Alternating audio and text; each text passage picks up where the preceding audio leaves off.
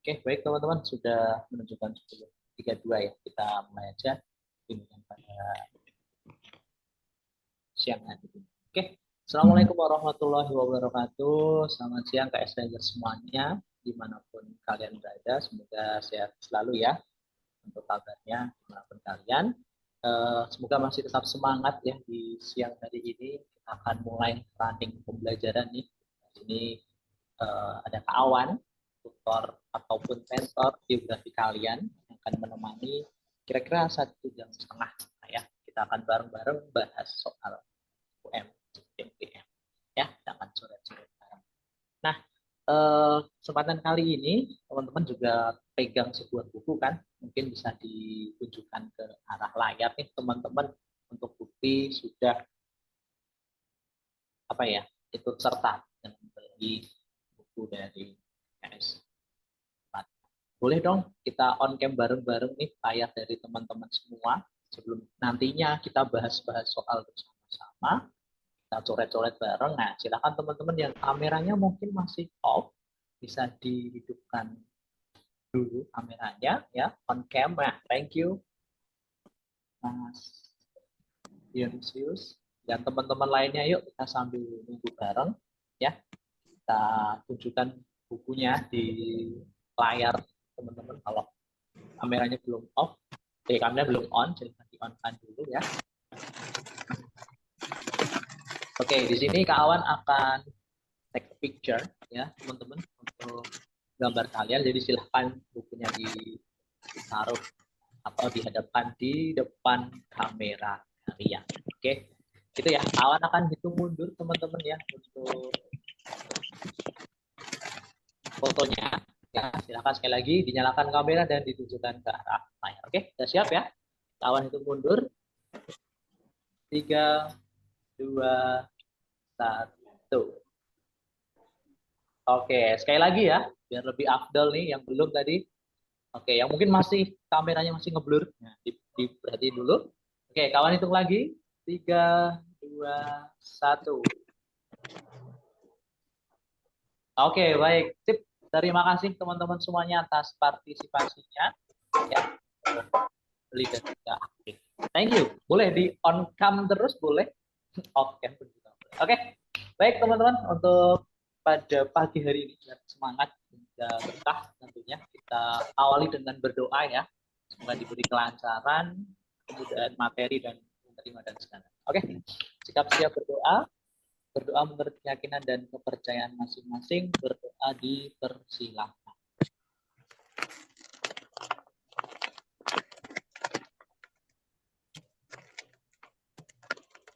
Amin. Cukup. Oke, baik. Terima kasih KS Ranger semuanya. Wah, senang sekali nih kawan bisa bertemu dengan 37 partisipan atau peserta di bagian quiz. Sip, semangat ya. By the way, absen dulu nih, kira-kira yang paling jauh dari mana ya ini ya? Dari 37 ini. Ada nggak yang mungkin dari Sulawesi, dari Sumatera? Ada nggak? Silakan gunakan chatbox-nya nih teman-teman buat rame ini. Biar kawan juga tahu nih. Kalau kawan Jogja teman-teman. Kawan dari Jogja. Nah, teman-teman lain dari mana sih? Boleh dong kawan tahu nih teman-teman dari mana aja ya. Paling jauh nih mana sih?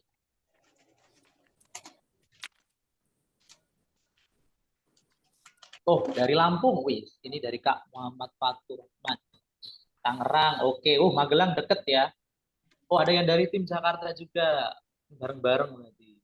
Oke, Jogja ada, Makassar, Kalimantan, wis. Ya, ada juga Kalimantan. Ada ya daerah timur tuh, teman-teman. Oke.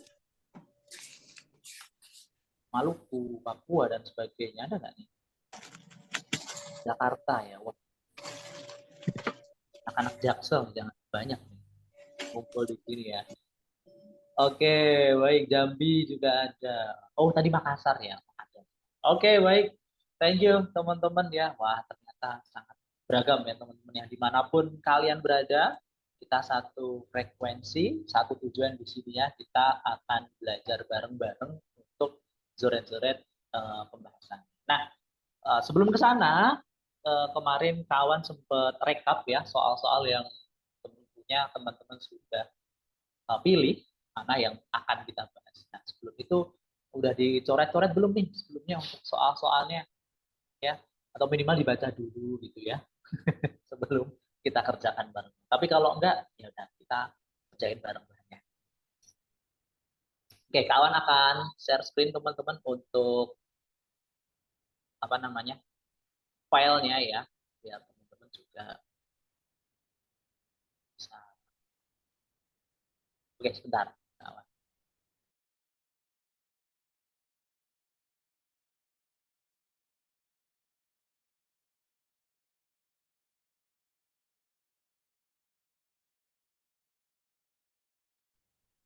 Oke, sebentar ya teman-teman ya. Saya coba share screen kan.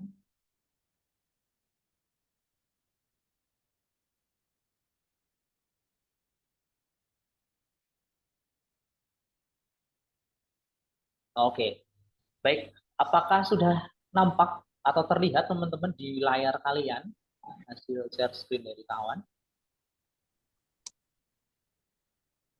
Sudah, Kak. Oke, thank you Mbak Natasha. Konfirmasi. Sip. Kelihatan ya dengan jelas kawan share untuk soal pembahasan UMC UGM tahun 2020. So, sebelum kita kerjain nanti silahkan bareng-bareng ya. Nanti kerjain bareng-bareng di kolom chat. Jawabannya di soal ini tuh apa? Itu ya teman-teman ya. Terlepas nanti teman-teman belum paham nih, mungkin dari IPA Kak, aku dari IPA Kak, belum paham geografi. Atau mungkin yang dari teknik, atau mungkin yang dari jurusan boga ya kan. Ada nggak sih sebenarnya dari lintas jurusan nih teman-teman ya? Ini kan atau mungkin ada yang gap year. Ada nggak sih teman-teman di sini sebelum kita bahas bawah nih? Ada ya? Oke, baik. Terima kasih. Oh, ada juga ya. Dari IPA. Oke, nggak apa-apa. Kita Mia Lestari dari IPA. Kita belajar bareng kok beneran. Jadi dari nol nih nanti ya. Mungkin belum dapat basicnya, kita belajar bareng-bareng. Teknik mesin, teknik apapun itu, kita belajar bareng-bareng. Jadi ya teman-teman ya. Oke, nggak usah lama-lama deh, kita bahas soal.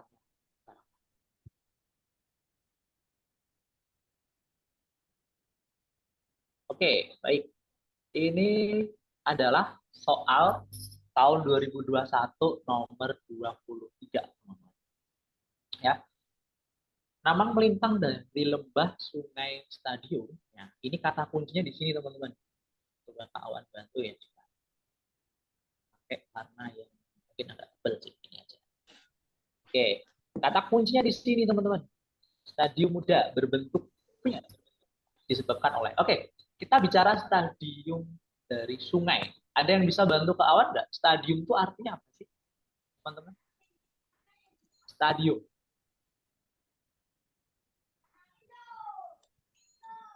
Ada nggak bisa bantu nggak? Ayo coba, Mas Hiroki atau siapa nih? Stadium artinya apa? Stadium adalah oh ada yang chat nih. Oke, boleh deh sambil kawan baca ya. Ini sambil share sambil baca nih. Ya, boleh tingkatan, boleh. Umur pun boleh, betul. Sip. Thank you. Mas Arya Setia, umur atau tingkatan boleh ya. Umur atau tingkatan dari sungai. Nah, umur tingkatan sungai itu yang gimana Kak Awan? Kalau kita bicara umur, maka nanti kita bicara muda dan juga tua. Kita lihat animasi atau gambar di bawah ini. Nah, di sini kawan sediain gambar tentang si stadium sungai tadi. Dimulai dari yang pertama ada hulu dan diakhiri dengan kata hilir. Hulu itu berarti sungai yang masih muda. Kawan tulis di sini ya. Semoga Kak, tulisan Kak Awan bisa dibaca sama teman-teman. Tulisannya ini agak agak naik turun teman-teman.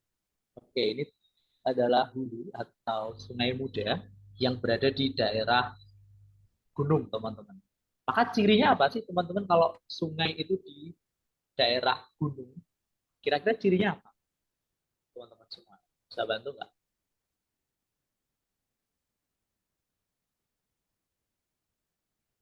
Oh, oke, boleh. Silakan Kak Syafira. Mau lihat dulu Kak. Ganti device boleh. Silakan. Oke, apa nih?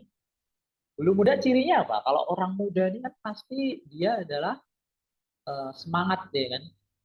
Lebar sungainya kecil, pinter. Sip, betul. Bisa dibilang seperti itu. Sempit ya. Lebar sungainya tuh sempit dan juga alirannya ini deras. Alirannya deras. Sungainya tuh deras teman-teman. Dan juga tadi yang sempat dikatakan tadi, lebarnya ini lebar sungai itu relatif sempit ya. Kemudian apalagi ciri yang ketiga atau yang terakhir ini adalah erosi. Ada yang tahu erosi teman-teman? Pernah dengar? Erosinya ini tinggi. Wah, ini satu layar penuh dengan tulisan kawan nih, tulisannya naik turun nih. Ya betul. Ya, sungai deras betul dan juga erosinya di dasar sungai. Erosinya tinggi dan mengerosi di dasar sungai teman-teman. Ya, aliran deras, sungainya juga kencang, ya kan, masih muda, dan juga erosinya tinggi. Dan ini berlawanan dengan yang namanya hilir. Hilir itu disebut sebagai sungai tua. Kenapa disebut tua? Karena alirannya lamban atau lambat atau pelan. Nah, ini alirannya pelan. Oke. Ya, alirannya ini ngalir gemercik aja, teman. Pelan banget ya. Nah, dan kemudian erosinya bersifat menyamping. Erosinya bersifat menyamping, teman-teman. Jadi dia nantinya menyamping di kanan kiri dari si sungai. Berbeda dengan hulu. Kalau hulu adalah di dasar sungainya. Tadi seperti yang dikatakan oleh Kak siapa tadi ya? Kak Putri. Nah, di dasar sungai. Maka akan ada gambar ini teman-teman. Kawan juga sediain gambar di bawah ini. Nah, ini adalah gambar nomor satu, ini adalah gambar nomor dua. Kira-kira sungai muda atau sungai di bagian hulu itu ditunjukkan penampang yang mana teman-teman? Nomor satu atau nomor dua? Mana nih yang tim nomor dua? Mana nih yang tim nomor satu? Ya, tinggal pilih nih, satu atau dua? Satu atau dua? Sekali lagi, ini sungai yang muda, sungai yang di daerah hulu teman-teman. Tim satu atau tim dua nih? Oke, kawan tunggu. Oke, sip. Sembilan. Good. Satu, satu. Oke, sip. Ini bukan paslon ya, teman-teman. Just ini aja. Pilihan.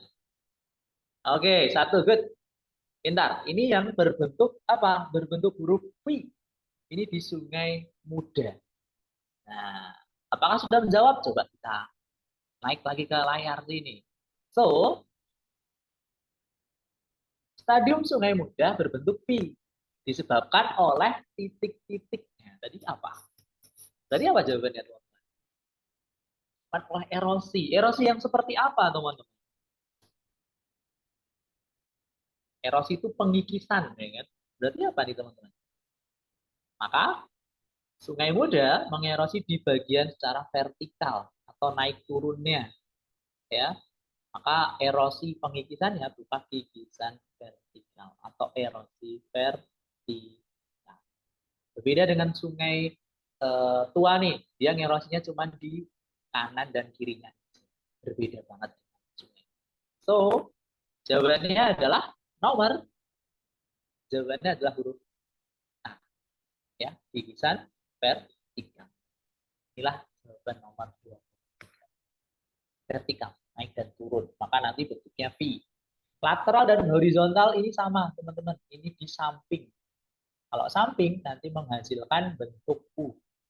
Ini di sungai tua. Itu ya teman-teman ya. Nanti untuk pertanyaan kawan buka setelah mungkin dua soal ya teman-teman ya. Jadi kawan cukup lanjut dulu, setelah itu nanti kawan buka. Kak, untuk PPT, ya nanti kan dikirimkan. Nah, akan dikirimkan. Aman nih, Kak. Kawan langsung cross check. Nanti dikirim. Setelah ini ya. Itu ya Kak Putri tadi ya. Nanti dikirim. Oke, nomor 2. Yuk lebih semangat lagi yuk. Masih pagi nih, masih fresh. Ya, teman-teman ya. Dimanapun itu sambil ngemil boleh. Asal jangan sambil tiduran dan bantal aja sih takutnya. Terusan. Oke, baik. Tadi sungai, sekarang kita bawa ke ozon. Lapisan-lapisan ozon. Atau kita bahasnya atmosfer. Nah, soal tahun 2021 nomor 37. Jika lapisan ozon menghilang, kata kuncinya di sini, what if ya, maka pengaruh terhadap kehidupan dari manusia akan seperti apa? Kak, kok nggak ada optionnya sih A, B, C? Nah, nanti ya teman-teman ya. Atau langsung aja deh, kawan bantu. Kalau ada yang ingat sih bagus. Kalau belum ya, kawan bantu tuliskan. Itu kan ya. B itu berapa ya teman-teman? Ada yang ingat nggak? Kawan jadi lupa-lupa ingat. 1 dan 3 Kak, B. Nah, thank you Kak Natasha. 1 dan 3. Nah, ini bantu untuk yang mungkin belum hafal. Kalau udah hafal, keren banget. Sip. Oke, ada yang bisa langsung jawab bantu nih? Langsung jawab, ada yang sudah bisa? Langsung ditulis aja di kolom chat box ya, kalau yang mungkin gampang Kak. Ya kan? Kalau udah. Kalau belum, mari kita coba breakdown dulu, kita coret-coret dulu. Lapisan ozon akan ceritanya hilang nih. Maka pengaruhnya apa? Apa sih lapisan ozon? Kita coba gambar di sini. Nah, ini adalah apa nih? Ini adalah tingkatan atmosfer, teman-teman. Atmosfer kita, ya. Ada berapa lapis? Ya, bilang ratusan. Ini ada 7 dari lapisan ozon. Wis. Oke, Kak Putri, Kak Faiz, teman-teman lainnya udah jawab nih. Ada yang A, ada yang B. Oke, baik. Kita coba bahas dulu nih. Ya, ada yang B, ada yang A. Wis, yang mana nih? A atau B ya? Oke, Kak Saski. Oke, teman-teman, baik. Ini mungkin ada yang sudah paham nih yang namanya tingkatan atmosfer. Pertanyaan Kak Aon adalah di manakah letak lapisan ozon itu, teman-teman? Di antara lapisan atmosfer yang ada di sini. Sebelum kita ke jawabannya. Di manakah letak lapisan ozon itu? Di bagian dari stratosfer. Inilah lapisan ozon kita. Ya, ada yang sama nih? Yes, betul. Kak Bianca. Lapisan stratosfer. Maka kita akan melihat teman-teman peran dari si lapisan ozon. Kita sebutnya layer ozon. Ya, lapisan ozon inilah yang melindungi dari paparan sinar matahari. Ya, sinar matahari dulu. Sinar matahari ibaratkan sampai ke permukaan bumi itu enggak 100% teman-teman diterima oleh bumi kita. Bayangin kalau 100% semua kena ke permukaan bumi nih di bawah kita, maka kalian mau pakai merek apapun, skincare dan sebagainya, itu nanti bakal percuma. So, ozon punya fungsi itu teman-teman. Dia melindungi dari berbagai sinar. Sinarnya apa aja? Di sini ada sinar UV dan sinar ultraviolet. Nah, inilah fungsi dari si lapisan ozon.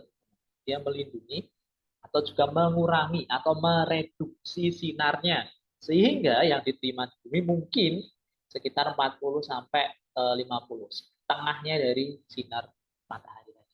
Enggak 100%, karena kalau 100% pasti nanti panas.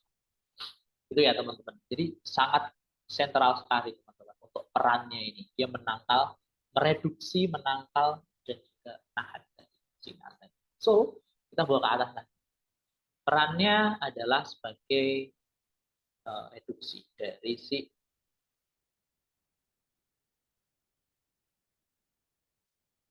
sinar ultraviolet. Oke, nah balik ke soal yuk. Jika hilang, maka pengaruhnya apa? Adalah A. Tadi ada yang A, ada yang B, ada yang A, ada yang B. Oke. C dan D hilang ya berarti. C, D, E kita nggak pakai. Tidak ada penyerapan sinar ultraviolet, betul? Sinar ultravioletnya bakal nggak diserap kalau nggak ada ozon, penting banget. Dapat membahayakan makhluk hidup ya nggak? Jawabannya adalah ya nggak? Jawabannya adalah iya, dapat membahayakan. Karena kalau tidak ada lapisan ozon, baik tidak hanya manusia, tumbuhan, hewan, bahkan nantinya kutub utara dan sebagainya akan terkena dampak yang besar dari si global warming kalau ozon itu menghilang. Walaupun sekarang udah mulai kerasa panasnya kan berlebih. Jadi FBI nih kalau pakai apa namanya nih buat tahan sinar tuh yang misalkan UV-nya lebih dari 50 dan lebih aman. Oke, satu dua betul. Ketiga adalah ya sebagian besar akan sampai ke bumi kalau ozon itu hilang. Bahkan semua bisa aja sampai. Mengganggu transportasi secara signifikan enggak? Bukan secara signifikan, secara tidak langsung ya, menyebabkan mungkin gangguan dari landing dan sebagainya. Tapi secara overall jawabannya adalah yang satu, dua, dan tiga. Oke, itu ya tadi ya yang jawab A, tim A tadi. Yang B kurang dikit kok, jadi yang dua ikut juga. Oke, satu dan dua soal sudah kita bahas. Ada pertanyaan dulu nggak nih dari teman-teman nih dari Jakarta, dari Makassar, dari manapun tadi? Ada pertanyaan nggak nih kira-kira? Kalau nggak, kita lanjut ke soal berikutnya. Aman? Aman nggak nih?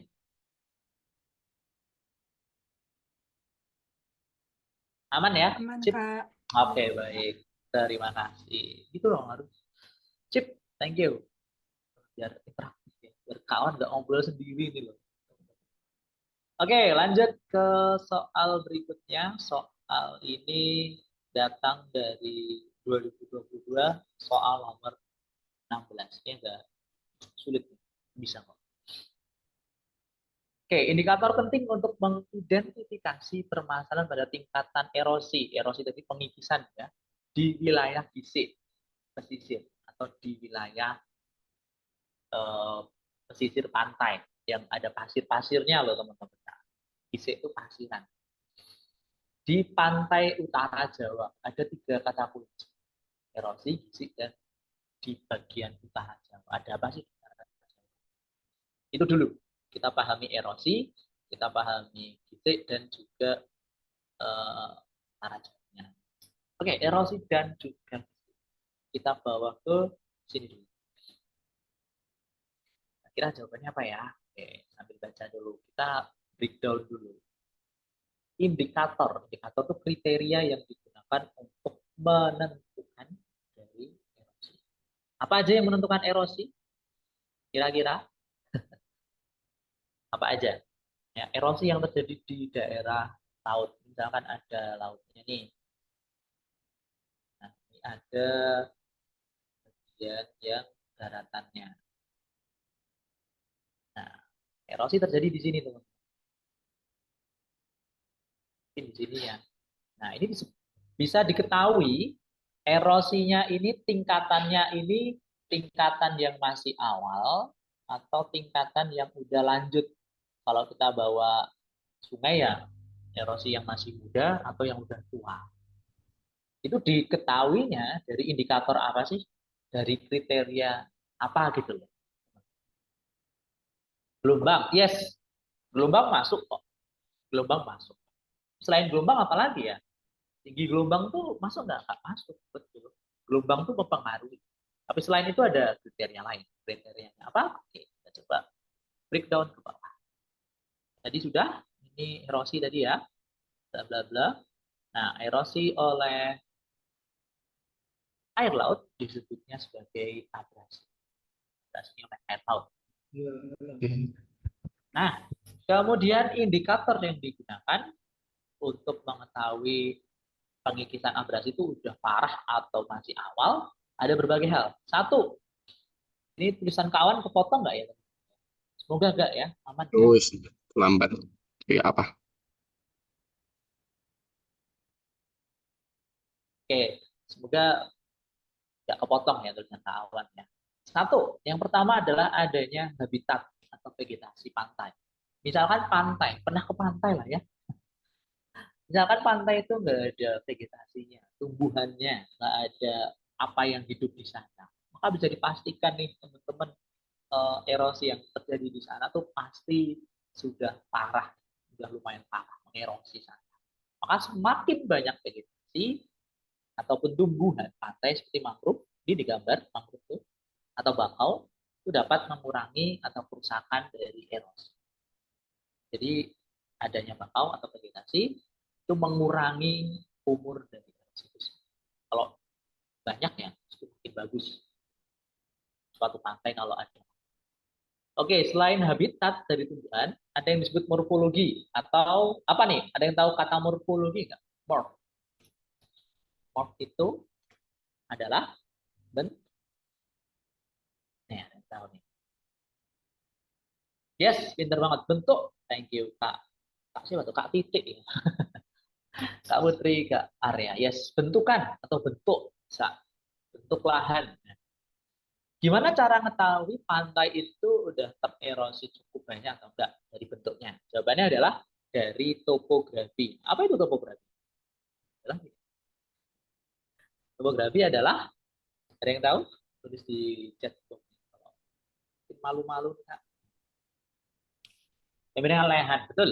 Miringan, bisa relief, bisa miring atau tidaknya suatu lahan. Kalau curam banget, nah berarti erosinya banyak tuh teman-teman. Kalau datar-datar aja, aman. Kemudian ukuran butir pantai. Butir pasir pantai. Siapa yang mau ukur ya? Tapi ada kok bisa diukur. Kalau pantainya tuh masih berbutir yang kerakal-kerakal tuh, dia berarti erosinya belum terlalu besar. Ya. Kalau kecil, berarti sedimennya atau erosinya itu dari morph bentuknya. Yang terakhir tadi yang disampaikan teman-teman tadi ya, tentang gelombangnya, tinggi gelombang. Semakin tinggi gelombang, maka erosi juga akan semakin. Oke, jadi ada apa? Vegetasi, morfologi, sama tinggi gelombang. Maka kalau di soal, kita bawa ke sini lagi, jawabannya apa ya, teman-teman ya, dari soal. Yang tahu langsung ditulis di kolom. Beratnya ikan bubur ini taruh 50.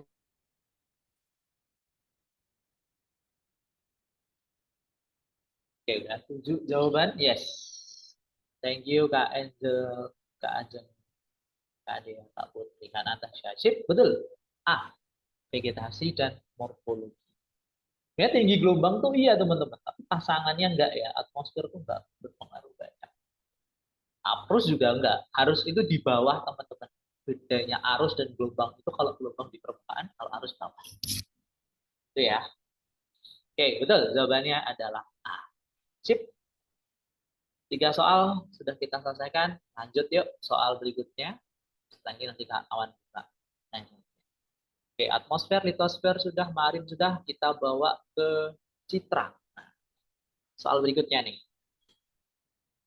Citra pengindaan jauh memerlukan proses reinterpretasi, seperti halnya pembuatan citra tutupan penggunaan lahan. Nah, proses reinterpretasi memiliki pengaruh pada citra yang dihasilkan. Hal ini dapat dilakukan dengan titik-titik.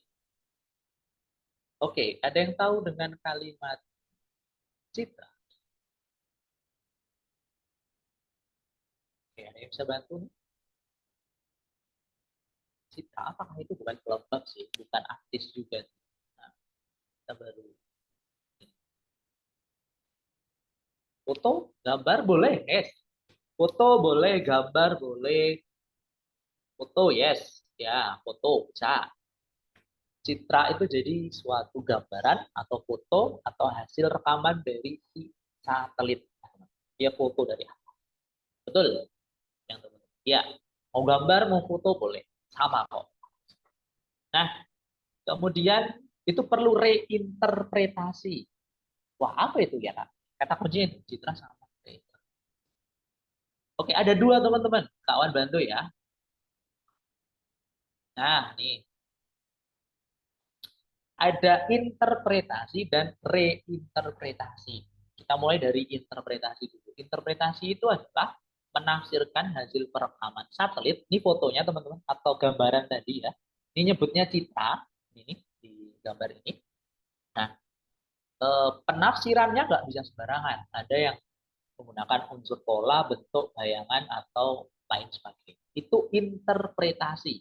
Maka kalau kita lihat teman-teman dari bentuknya, ini bentuknya adalah bentuk sebuah persegi.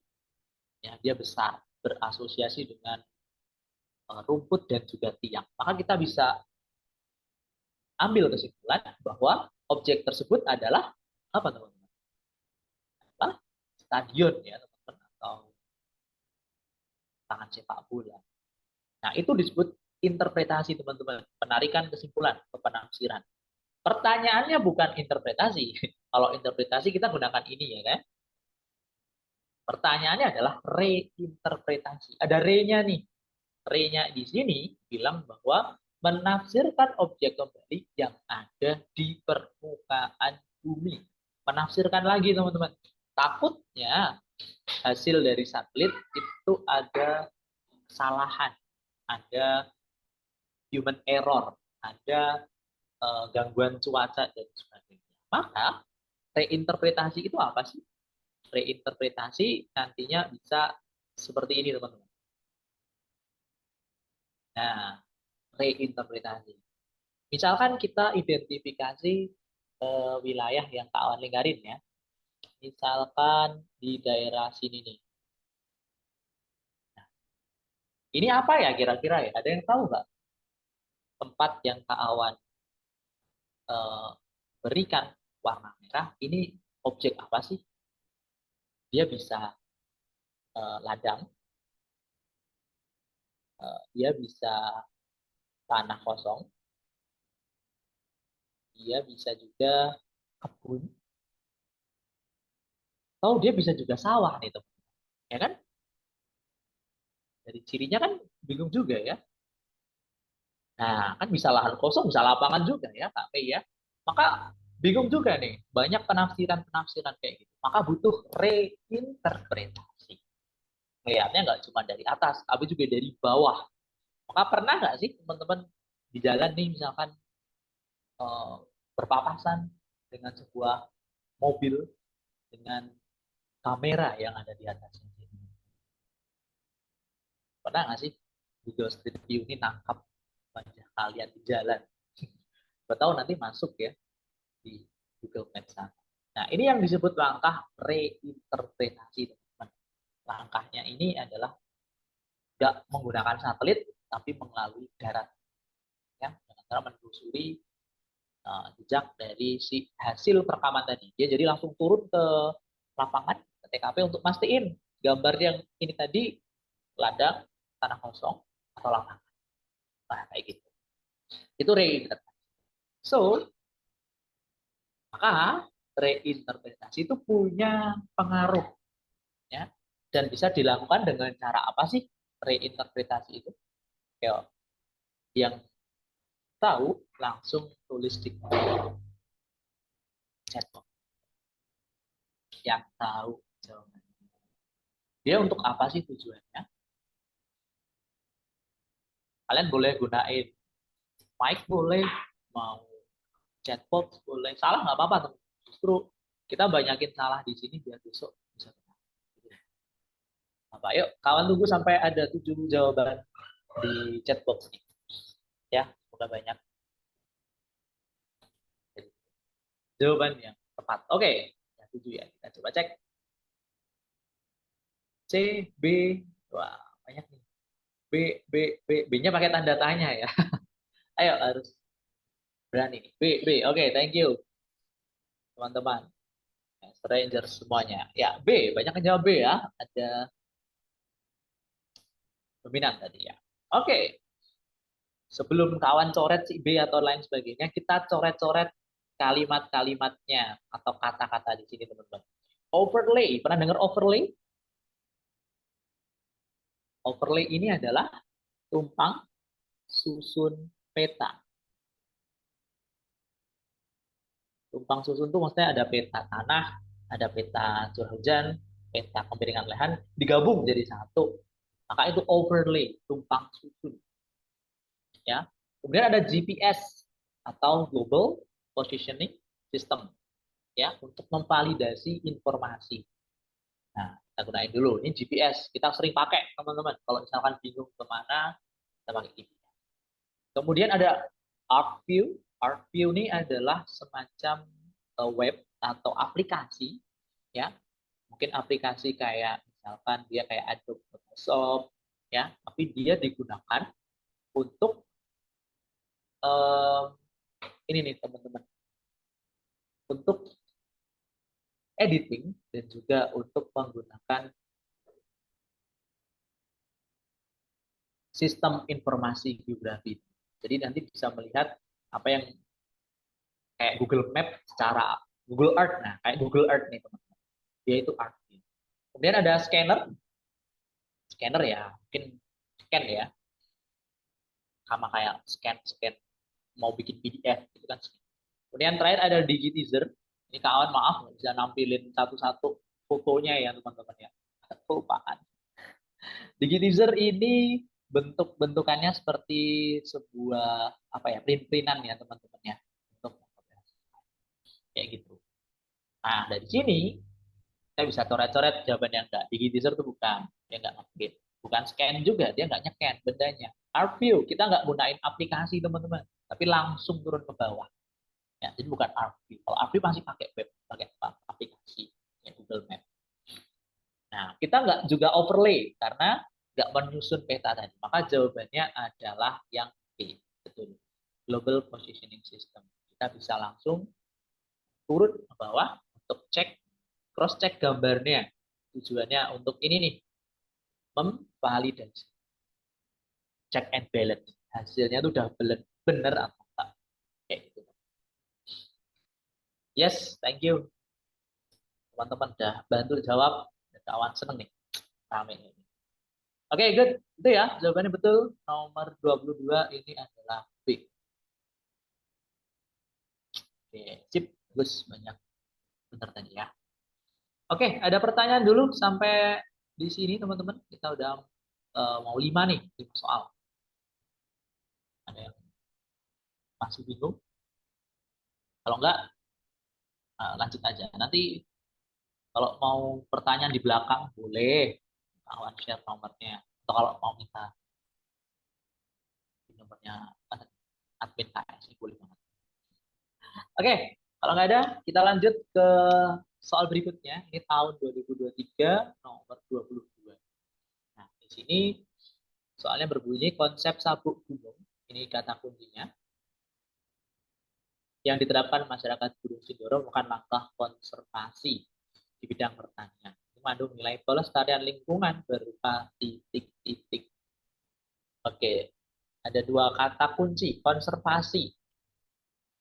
Konservasi dan juga kata sabuk gunung itu sendiri. Oke, ada yang mau bantu? Konservasi artinya apa?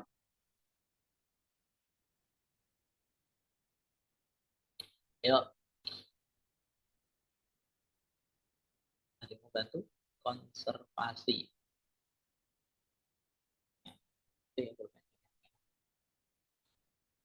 Yes, betul. Good.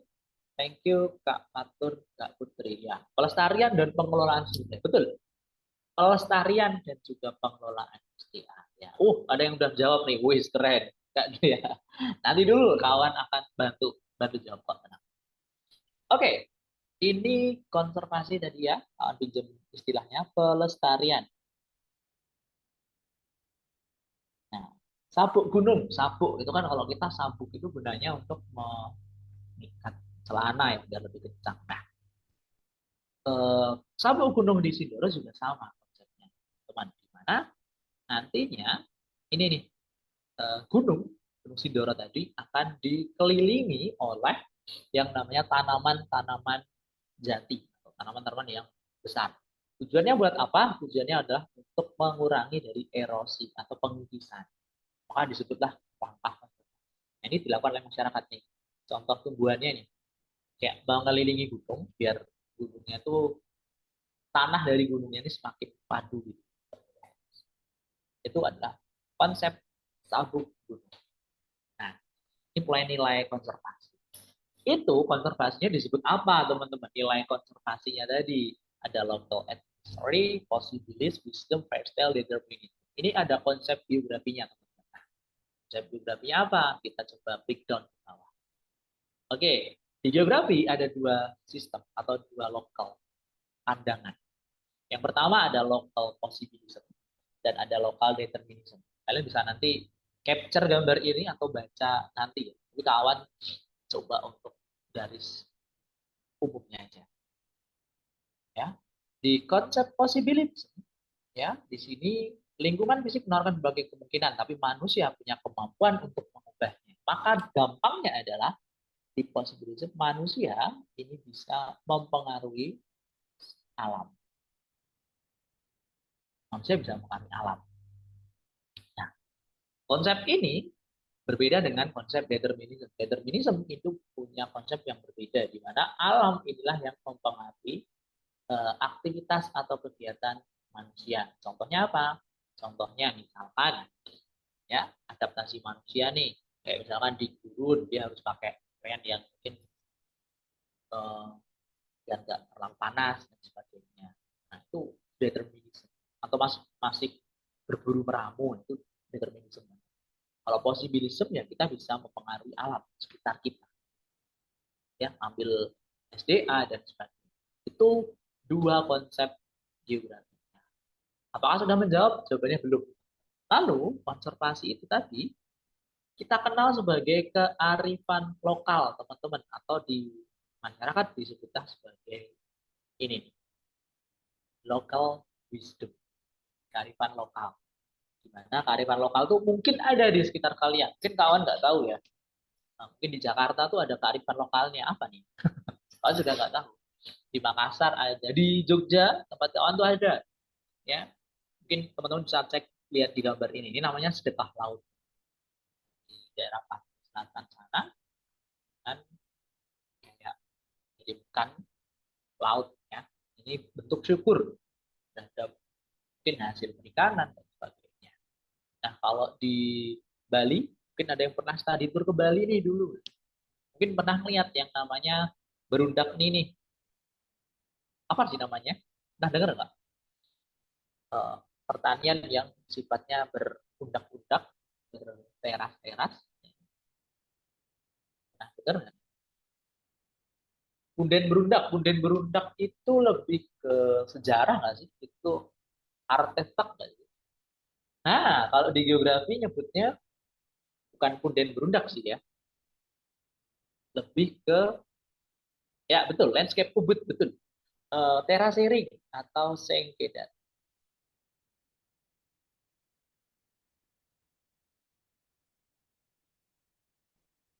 Terasering wah tulisannya kacau bet kacau. Tujuannya apa sih teman-teman bikin kayak gini itu? Tujuannya adalah konservasi lingkungan biar satu airnya banyak bisa dikasih siapa aja, dua erosinya gitu. Maka jawabannya adalah ini nih, kearifan lokal. Ya, sifatnya yang bersifat lestari dan itu kepada alam, kita nyebutnya sebagai local wisdom. Karena ada nilai sosial dan religius. Politik itu nggak ada nilai konservasi.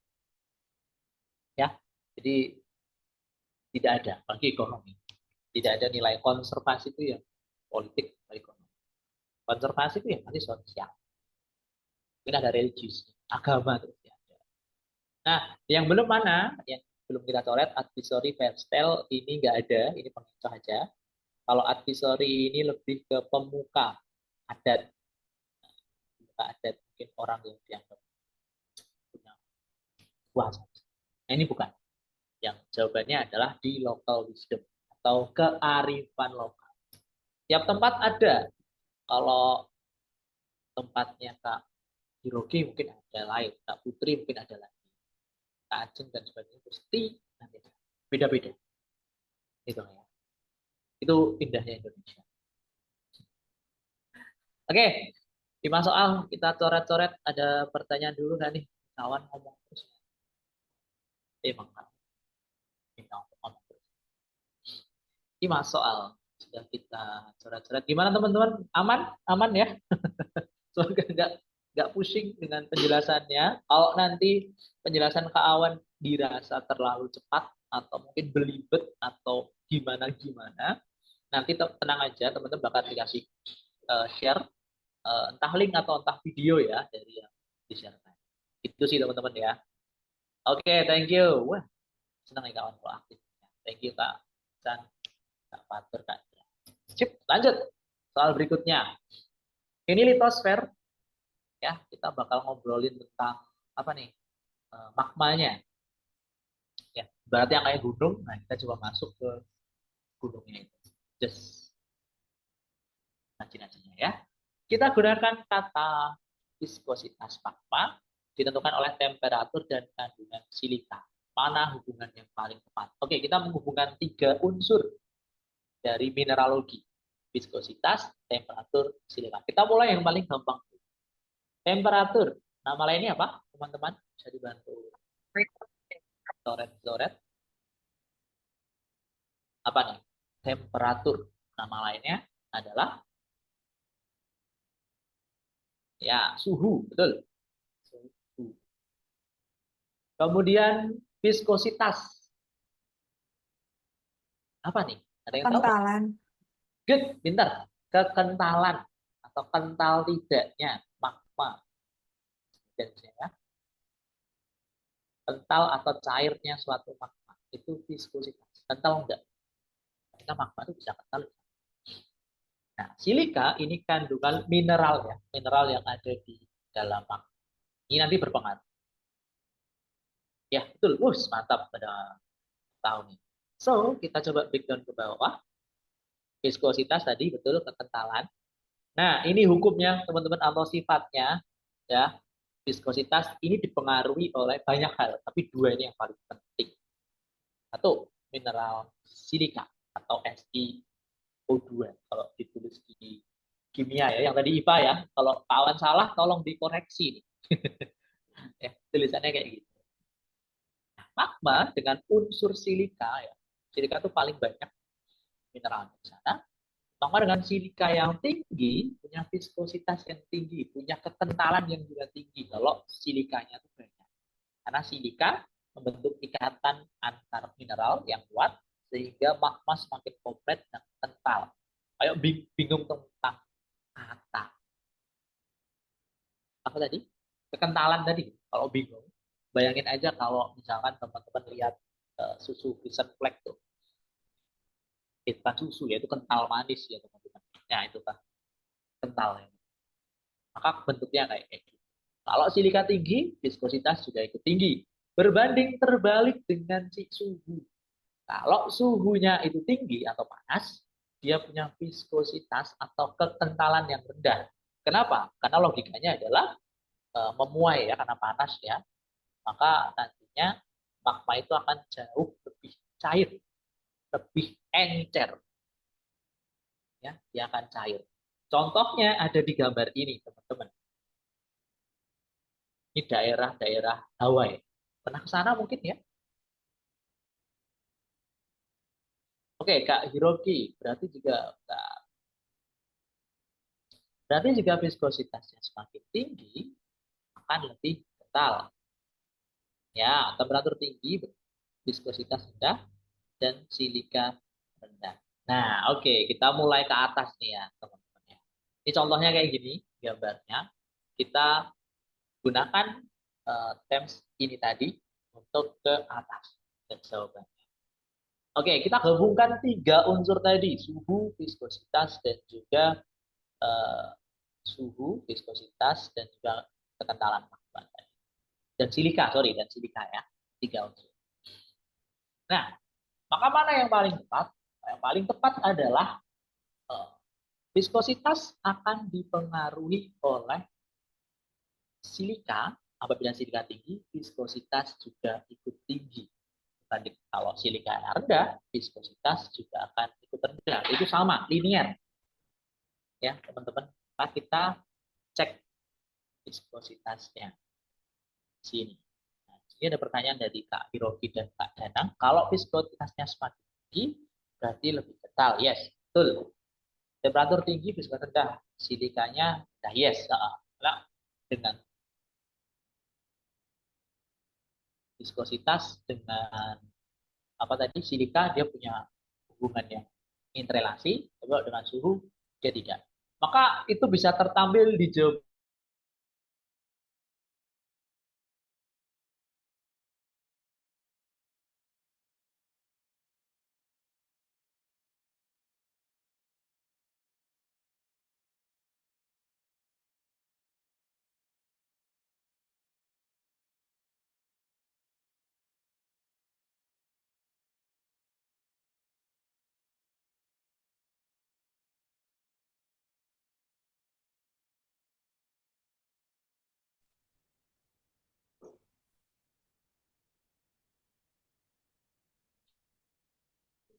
Oke, cek cek.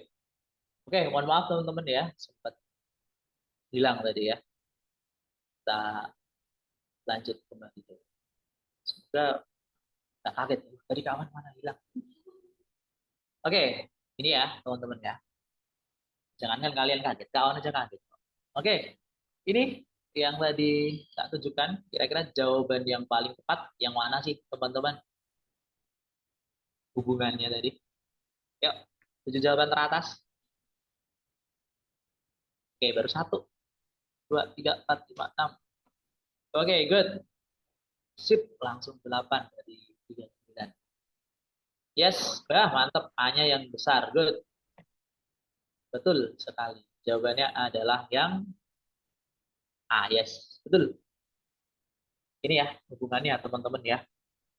Oh, tadi berbanding lurus dan berbanding terbalik. Ini nanti yang menentukan magma dan juga bentuk gunung. Kalau dia viskositasnya rendah, dia akan jadi cair. Dia akan jadi kayak di Hawaii. Tapi kalau viskositas tinggi, dia bisa aja kayak meletus Krakatau dan sebagainya. Kayak Merapi dan sebagainya. Oke, baik teman-teman. Ini kita lanjutkan di soal berikutnya, soal 29. Kita coba mulai coret-coret di sini. Oke, ini masih sama kayak tadi ya. Semoga kawan nggak tak nulis lagi nih. Semoga udah bisa nentuin jawabannya apa. A, B, C, dan D. Bentuk lahan denudasional tahun 2023 nomor 29 dapat berkembang lebih lanjut apabila didukung oleh faktor titik-titik denudasional. Pernah dengar nggak teman-teman? Apa itu denudasi? Denudasi. Apa nih teman-teman? Mungkin pernah dengar. Kalau tadi kan bentuk lahan vulkanik ya. Nah, ini denudasi. Dari kata dasar nud, NUDE. Denudasi. Denudasi itu ini nih teman-teman. Wah, dari bantu. Pelapukan, betul. Kak Hiroki, betul. Yes, pelapukan lahan yang tererosi, baik, betul. Juga Kak Ahmad, karena memang betul yang disampaikan tadi. Denudasi itu meliputi berbagai proses. Ini contoh. Kawan rangkum di kalimat. Ya, mau di capture atau nanti minta akhir. Melibatkan pengikisan pelapukan ya, gerakan massa, turunnya batuan oleh angin, air, ataupun turunnya batuan ke permukaan dari yang atas bawah. Itu denudasional. Atau gampangannya adalah penelanjangan batuan. Dikupas yang bagian atas, dia turun ke bawah. Gambarnya di sini ada pengikisan yang bekerja, kemudian dia jadi turun. Lapukan dan turun dan tererosi dan sebagainya. Itu denudasional. Ya, bisa bayangin ya teman-teman ya. Maka denudasional identik dengan daerah-daerah pegunungan, daerah-daerah atas. Nah, ada berbagai macam bentuk denudasional. Contohnya satu, ini ada penepoint, bentuknya daratan ruas yang hampir rata, teman-teman. Kalau dilihat, ini gambarnya hampir rata, kayak kue yang starting ini, dia rata. Karena apa? Karena adanya erosi. Maka dia bentuknya seperti ini. Ini oleh erosi. angin ya tentunya. Kemudian selain peneplain ada inselberg. Ini bentuk lahannya yang mana? Bentuk lahannya yang ada di sini. Dia bentuknya bukit secara sendiri, di sekitarnya dataran rendah, tapi kok dia cuma menonjol sendiri. Nah, ini insolvent. Dia bentuk lahan denudation juga. Apakah sudah menjawab? Jawabannya belum. Nah, denudation didirikan dengan ini nih, bentuknya. Penelanjangan batuan tadi ya kan, di bahasanya gitu Pak ya. Dikupas lah ya, dikupas yang atas tadi. Kemudian topografinya miring. Kalau dilihat ya dari atas ke bawah kan teman-teman, ada erosinya. Kemudian tersusun material padu dan curah hujan tinggi yang namanya erosi. Nanti ada penyebabnya ya hujan. Oke, kita bawa ke atas ya, ciri-ciri ini. Nah, dari yang Kak Awan sampaikan tadi, kira-kira manakah jawaban yang tepat dari 1, 2, 3, dan 4? Nah, silahkan coba yuk. Perlu ditulis nggak Kak? Ya, Kak Awan bantu deh. Ya.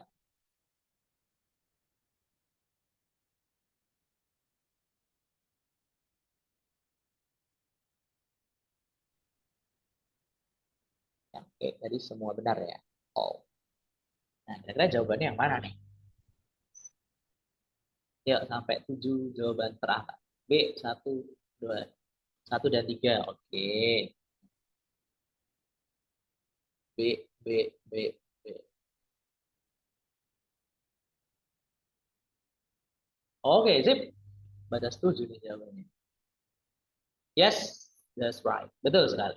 Miring dan juga hujan. Kalau gravitasi lemah ya nggak bisa narik. Ya, gitu. Sip, betul banget teman-teman jawabannya. Betul semua. Wis, mantap. Sudah siap UM. Ya. Oke, baik. Kita lanjut soal berikutnya, teman-teman. Soalnya tentang hitungan ya. Ini nih, seru nih. Kita hitung menghitung. Jadi siapkan keripik pisang aja. Buku. Racun-racun. Oke, stasiun pencatat gempa. Ini soal tahun 2024 nomor 16. Gelombang primer suatu gempa di pukul 19 derajat 24 menit 17 detik. Gelombang sekunder punya 19 derajat 18 menit 97 detik. 37 detik. Epicentrum atau getaran rambakan gempa dari stasiun A adalah titik-titik. Oke. Kawan nanti bantu rumus, silahkan teman-teman bantu untuk coret-coret juga. Ya. Dan sebelum itu, kawan bantu untuk penjelasan di gelombang primer dan sekunder. Ini apa sih kan? Kalau kebutuhan sandang pangan papan itu kebutuhan. Ini gelombang. Nah, kita bantu artikan. Yang pertama ada gempa bumi. Ini kita udah tahu ya, kita sering rasakan juga. Kenapa kok sering gempa? Karena gempa itu membuktikan bahwa lempeng kita terus bergerak. Karena kalau diam berarti lempeng ini akan diam aja. Tidak bakal ada apa namanya bentuk muka bumi yang. Nah, dari si getaran gempa nanti kita bagi menjadi dua, ada primer, ada sekunder. Primer itu apabila merambat di tubuh bumi dengan kecepatan sekian dan berasal dari hipocentrum atau pusat dari gempanya. Maka kalau kita cek di gambar teman-teman, primer akan nampak seperti ini. Primer itu ditunjukkan warna putih. Kalau teman-teman di layar kelihatan, nah warnanya putih-putih. Dia gelombang yang paling pertama muncul, ya, atau gempa pertama yang dirasakan dari pusat gempa atau hipocentrum. Nah, kemudian gelombang sekunder ini yang merambat pada gelombang seperti gelombang primer, tapi kecepatannya sudah mulai berkurang dan sulit merambat di lapisan yang cair. Ini untuk sekunder. Kalau di gambar nanti ditunjukkan dengan warna yang biru cian. Nah, ini yang nggak bisa menerobos lapisan air. Maka yang membuktikan bahwa mantel bumi cair itu ya ini gelombang sekunder. Nah, Itu tadi ya sekilas tentang gelombang primer dan gelombang sekunder. Jadi rambatan dari si gempa. Ada yang primer, ada yang sekunder. Nah, kemudian kembali ke soalnya teman-teman bahwa kita diminta untuk menghitung apa tadi? Epicentrum getaran gempa dari stasiun A. Kita punya gelombang primer dan gelombang sekunder. Nah, kita bisa gabungkan itu dengan rumus berikut, teman-teman. Atau hukum Laska kita nyebutnya. So, kita coret-coret teman-teman. Ya, rumusnya adalah di bawah ini, D sama dengan S itu sekunder ya atau gelombang sekunder dan juga P ini adalah gelombang primer. Kita kurangkan, nanti kurangi satu, satunya adalah konstanta 1 menit dari pengurangan tap dikali 1 megameter. 1 megameter sama dengan 1000 kilometer. Maka ditulis 1000 sudah boleh. Nanti silakan langsung teman-teman coret-coret di bukunya sampai seperti ini. Nah, oke, kawan bantu ya. Yang sudah sampai mana ini? Ini rumusnya S kurangi P, berarti kita mengurangkan si angka-angka ini. Ya, teman-teman, kita kurangi 28 sama 37 dikurangi dengan 19, 24, 17. Berapa hasilnya, teman-teman?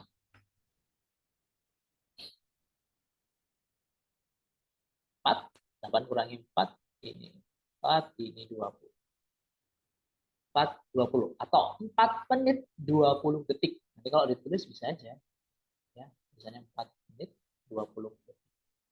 Kurangi 1, satunya apa? 1 menit.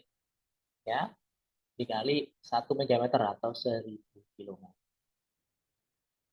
Nah, terus gimana cara ngitungnya? 3, 2, 1. Wih, mantap. Kak Hiroki cepet banget. Langsung deh ya. Sip, mantap. Langsung dihitung. 420 kurangi 1. Berarti hasilnya berapa, teman-teman? Jadi 3 menit 20 detik. Ya kan? 40 kali ini. Kemudian kali 1000 kilometer. Nah, terus gimana? Cara ngitungnya lagi, teman-teman. 20 detik, ini kan detik. Yang belakang itu detik, teman-teman. Kita ubah jadi menit. 20 detik menjadi menit, maka akan ketemu angka berapa nih? 0,333. Maka dari sini dapat. Tebak nih, teman-teman. 3333 dikalikan dengan 1000. Maka hasilnya adalah yang disampaikan Kak Hiroki tadi nih. Jawabannya adalah 3, 300. Jawabannya adalah yang ini. Jawabannya adalah E. Ada, teman. Ada. 200 mungkin hampir dikit lah ya. Tapi ya, kalian ubah detiknya jadi menit. Kalau mau dikali boleh nggak Kak? Boleh aja. Tapi kalau misalkan nanti nggak ada jawabannya, nanti cari yang paling mendekat. Optional sih. Ini mau diubah dulu atau enggak. Tapi kalau kawan sarankan ini diubah dulu menjadi menit. Ya, ini diubah jadi menit biar enak gitu. Yes. Oke, siap Kak Danang Ihsan. Yang mana nih? Yang rumusnya yang atas atau yang bawah? Bawah. Nah, ini ya. Oke. Nanti tenang aja teman-teman, di-share linknya kok. Ya, nanti sambil tidur kalian dengerin suara Kak Awan lagi. Oke, gitu ya Kak Danang ya dan teman-teman lainnya semoga salinan ya nanti siap Kak Hiroki, siap di sama. Oke, gitu ya teman-teman ya. Jadi jawabannya adalah yang E. Hitung gempa. Itu siapa tahu dari gempa kalian bisa itu KM-nya. Oke, kita lanjut lagi teman-teman soal nomor 21 tahun 2024. Oke, sebelum situ ada pertanyaan dulu nggak nih teman-teman? Sorry, tadi aman, aman. Semoga aman hitungannya tepat dari yang disampaikan tadi. Oke, Kak. Danang, thank you. Ya, walaupun ini ya, oke, semoga masih sama animonya. Oke, Kak Ajeng, Kak Putri juga semoga aman. Oke, kita lanjut ke soal berikutnya. Kalau nggak ada pertanyaan, teman-teman, soalnya ini tahun 2024, nomor 21, tentang antroposfer. Atau nama ini adalah kependudukan. Penduduk. Ya, kan? Penduduk. CDR D per P kali K, ini kali ya teman-teman, adalah rumus untuk menghitung angka titik-titik. Ini harusnya gampang, gampang teman-teman. Harusnya nih. CDR. Ada kalimat D-nya. Ingat aja teman-teman, kalau penduduk, ya, penduduk itu nggak mungkin stabil, nggak mungkin tetap jumlahnya dalam suatu negara atau wilayah. Dia pasti berubah-ubah. Nah, berubahnya kenapa teman-teman? Karena ada dua hal. Apa itu? Yang pertama ada kelahiran. Nama lainnya apa? Ayo teman-teman, ada yang tahu nggak kelahiran itu nama lainnya apa? Depannya N.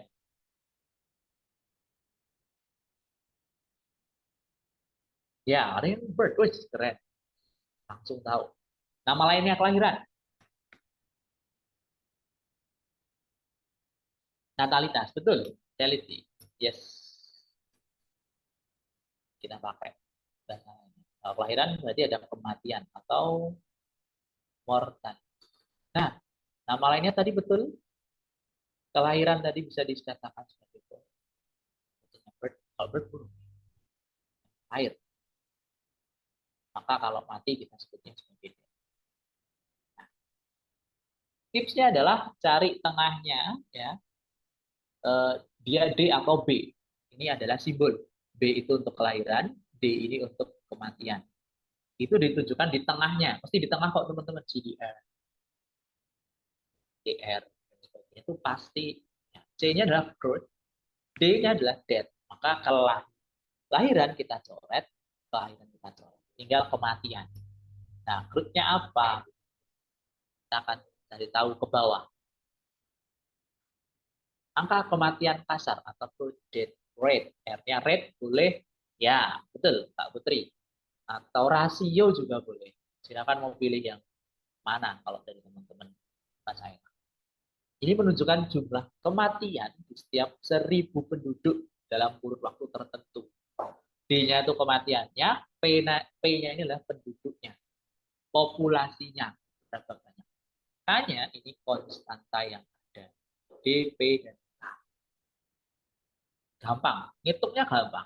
Awan punya soalnya, silahkan coba gitu. Angka kematian kasar, sebenarnya udah tahu jawabannya sih. Jawabannya adalah yang C.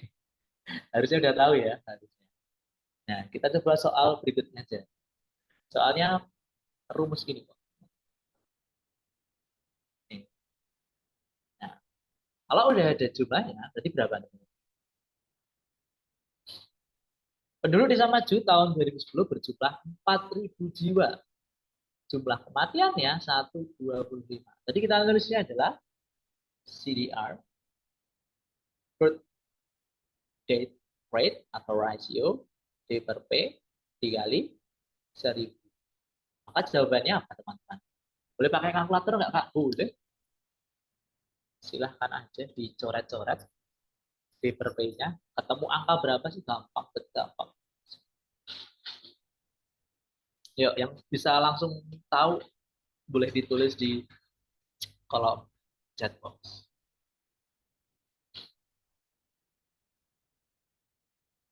Ya, ini soal apa Kak? Latihan. Ya, karena baru ngobrolin CDR teman. Kalau Kak praktek, nanggung ya. Yuk, yang sudah tahu boleh di-sharekan jawabannya di kolom chat box atau boleh speak up lewat mikrofon nih, kawan juga terima. Ya, senang aja dengar suara ataupun lihat wajah tuh senang. Jadi thank you yang udah on cam ya kalian nemenin Kak Awan di sini. Ya, 3.200 boleh. Nantinya bakal gampang kan teman-teman. date-nya 125 dibagi 4.000 dari 1.000 konstannya 1.000. Mau dicoret-coret ini boleh. 32 jadi berapa? Ya kan? Ketemulah angka ini nih, teman-teman. Koma, jatuhnya koma. 32, sekian sekian. Itu jumlah kematian. Kalau dihitung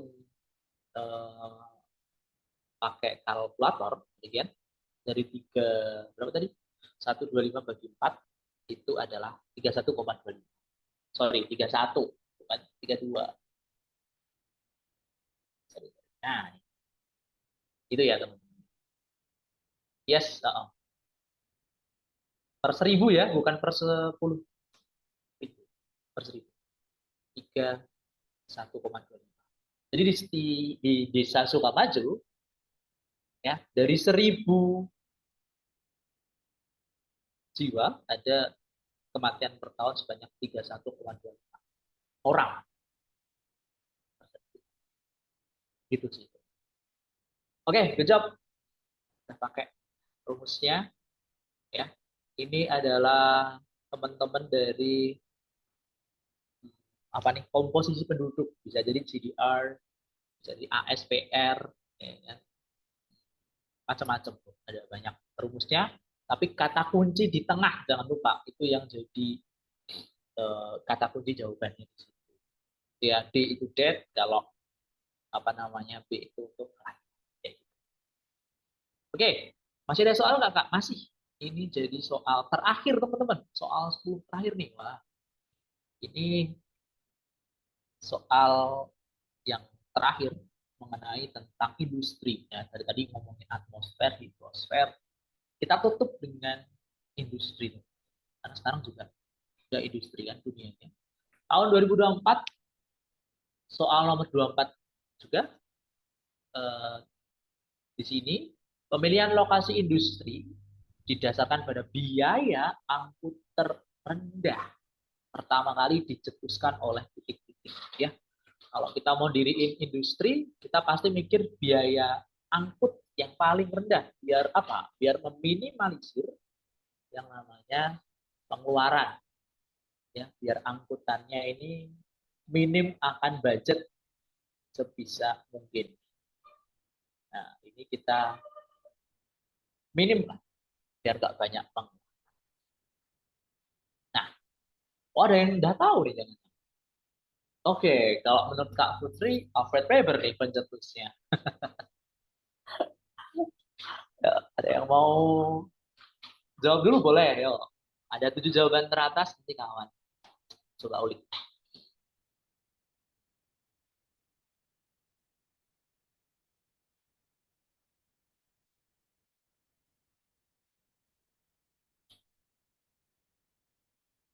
Oke, masih 6, masih satu lagi.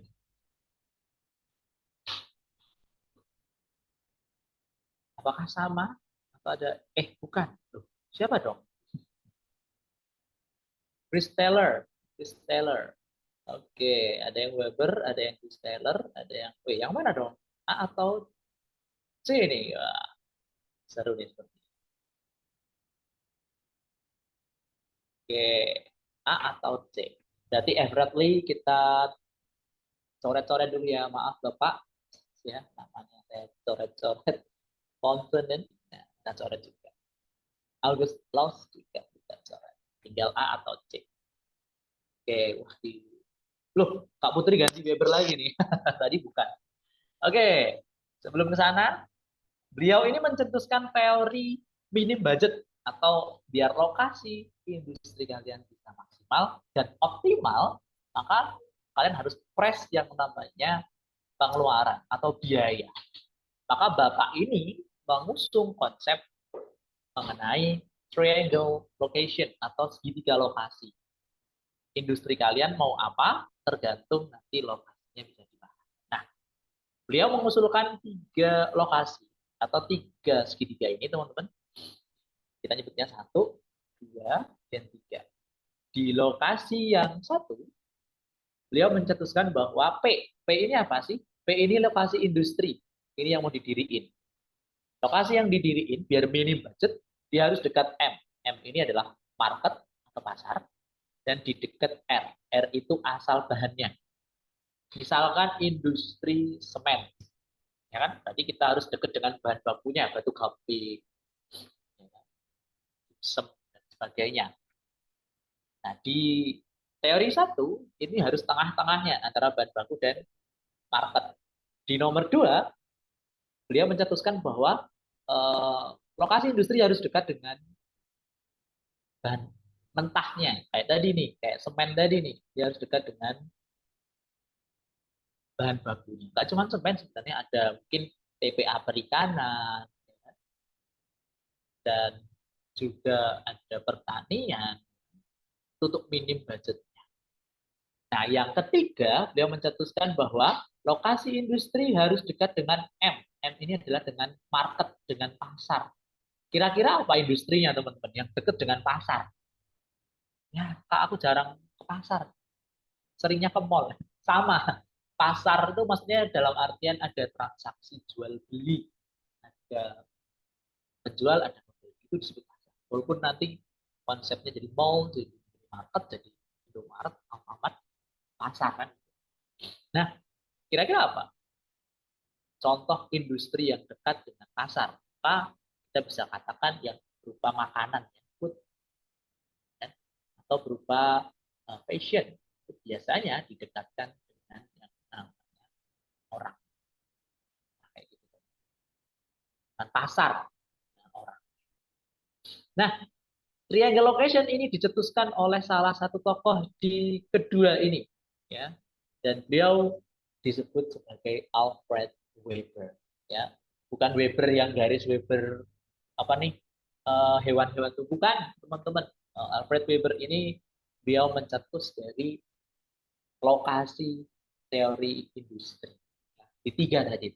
Nah, Chris Taylor yang mana? Chris Taylor ini adalah tempat sentral, teman-teman. Kalau misalkan kalian membangun bangunan, itu cocoknya di mana?